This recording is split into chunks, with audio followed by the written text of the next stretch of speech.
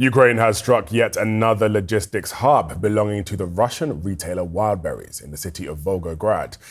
Drones have hit more than a dozen sites in the past few weeks in a bid to disrupt the company's operations. Some call Wildberries the Russian Amazon. It is a linchpin of the country's consumer economy.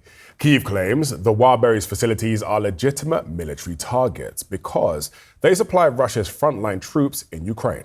Moscow, however, denies that. Ukrainian drones hit one facility south of Moscow on Wednesday, forcing staff evacuations and a halt in deliveries. The company says about 10% of its storage capacity has now been destroyed, with tens of thousands of dollars in losses. Joining me now, Alexei Kovalev, an investigative reporter and independent journalist. Good to see you, sir. Ukraine has now carried out repeated drone strikes against Wildberries warehouses across Russia. What's the thinking behind focusing on this one company so consistently? Hi there, good morning. And yes, it's a very smartly chosen target because obviously Moscow will deny that it's legitimate as one. But if you take a very cursory look at the company's catalog, it's pretty obvious that it sells a lot of not just military coded, like coffee mugs with military themed and other merchandise, but actual combat tested armor plates.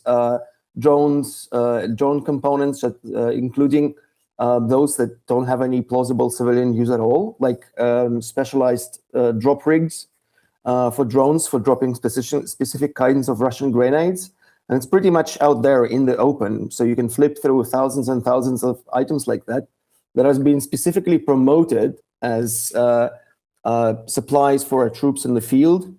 And you have in the reviews, you can clearly see that the purpose people are buying this, all this merchandise for, like armor vests and helmets and goggles and FPV drone components, that people are buying it with one purpose in mind only. And they're quite explicit that this is the product that is sorely needed at the front line in what Russia calls its special military operation. So the purpose of thousands and maybe tens of thousands of these items sold on Wildberries is pretty clear. And it's not like one-off purchases. It's obvious that this has been going for a while, and there are specialized vendors selling only military equipment, despite the fact that all of this goes against the company's own terms of services. They adopted one about a couple of weeks before the first attacks, and they simultaneously prohibited the vendors on the platform from selling any merchandise of military purpose, and also prohibiting sales of that. So the company is still selling all of those items as we speak, despite the fact that they violate their own terms of services. Yes. These strikes aren't just affecting the military, they are disrupting many people's lives and small businesses too, all across Russia. What sort of impact will that have internally within the country, do you think? The biggest impact is, of course, in the consumer economy, because tens of millions of Russians depend on Wildberries. It's much more than Amazon, I think, in that it's replaced a big chunk of retail trade in Russia in general, and also it's just so pervasive. There is a pickup point in almost every residential building across the entire Russia, and that's 11 time zones. So it's indeed one of the most effective logistical companies in Russia, and it's selling millions of items every day and delivering it everywhere from the westernmost Russia all the way to the Pacific Ocean. And you have to be a very efficient logistics company in order to be able to do that. And there is also another aspect to this, is that Wildberries, in fact, has the Russian military has outsourced parts of its procurements onto private contractors such as Wildberries. Of course, it's not official, but it's an ad hoc decision by many Russian military units that are occupying Ukraine, who have been experiencing shortages in all kinds of equipments, from ammunition to even to body bags that they have to ask their civilian supporters to buy on Wildberries and deliver to these frontline units, because the Russian Defense Ministry itself kind of is chronically unable to plug all the gaps in logistics and and supplies. And that's where the grassroots supporters of war, there are a lot of them in Russia, and they pool together the money, and they post out crowdfunding drives for specific units in the Russian military, listing specific items on Wildberries. There is a lot of genuinely dual-use stuff, like a lot of medical supplies, for example, but some are very explicitly crowdfunding for very obvious military equipment, like body armor and helmets and FPV drones that are quite clear that are going to be used in combat context, not for racing, because you don't really need a spool. You don't really need a spool of optic fire cable 20 miles long to be engaged in hobby drone racing. President Trump is having second thoughts about allowing Ukraine to produce a key air defense weapon. He told the Financial Times on Thursday he's not sure he'll give Kyiv a license to make Patriot missile interceptors. He promised he would do that at a NATO summit earlier this month. Ukraine is facing a shortage of Patriots, the only weapon that can stop Russia's most advanced ballistic missiles. Mr. Trump spoke hours after a massive attack on Ukraine, which killed at least 9 people and wounded more than 50 others. Poland says what appears to be a Russian missile crashed and exploded deep inside its territory during those strikes. Poland is a NATO member, but a military official told CNN there are no plans to discuss a joint response by the alliance. European leaders have condemned the attack, but Ukraine's president says condemnations can only go so far. European countries have made numerous statements, particularly regarding the Russian missile that flew into Polish territory and exploded somewhere in a field near Lublin. Most importantly, however, it's not just about condolences or condemnation. It's about providing air defense missiles, precisely the kind of pressure on Russia that can stop this senseless Russian war, all their attacks and their terror. This war could have ended long ago, but Putin doesn't want that. But one of the questions is, did that missile end up in Poland by mistake, or was Moscow trying to test NATO? CNN's Nick Payton-Walsh has more on that for us.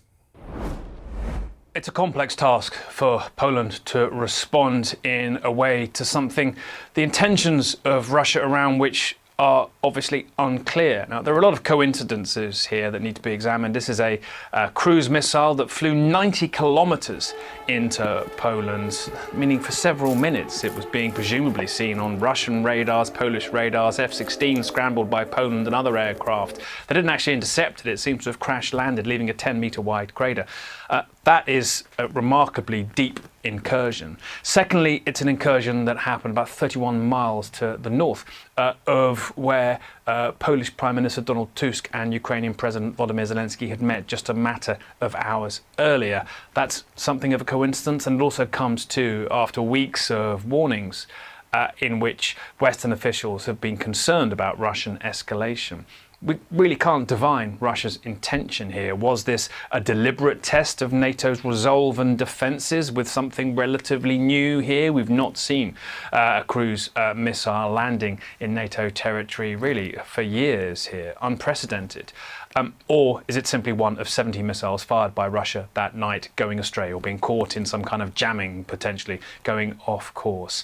But this ultimately, many Russian analysts say, is part of the strategy sometimes to see what Russia can indeed get away with, and indeed if this was an accident, use it to observe the nature of NATO's response. And while Polish Prime Minister Donald Tusk has said he does not believe Poland was the target here, it's clear that the Russians will have been observing the nature of NATO's response here. Jets scrambled, but no interception. And Poland has publicly been under pressure because of its decision to supply some Patriot missile interceptors to Ukraine, who urgently need them to its east, leaving perhaps its own stocks low, joining a global shortage of these exceptionally vital interceptor missiles. And so this is clearly a moment in which NATO have to simultaneously show resolve and resilience to prevent this from being something Russia tries again, if indeed it was intentional, by Russia, while at the same time not sounding the alarm for domestic clamour for some kind of more muscular response. That itself a complex task that yet again also emphasises the nightly threat Ukraine indeed is under.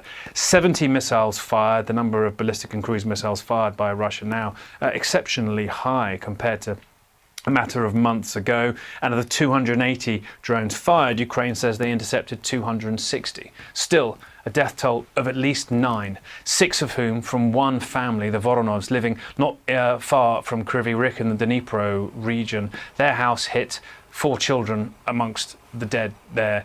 Part of a civilian toll that is growing, I think it's fair to say. The month of July, the deadliest since April 2022, 427 Ukrainian civilians killed.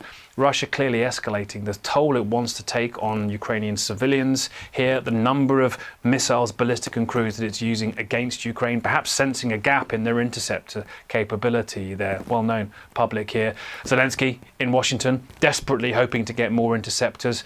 They want to make them themselves. That hasn't actually happened yet. And so I think a crisis of winter potentially increasingly in the mind of Ukrainian leaders here as they see these months of summer involving so many more Russian missiles and that threat towards Eastern Europe increasing.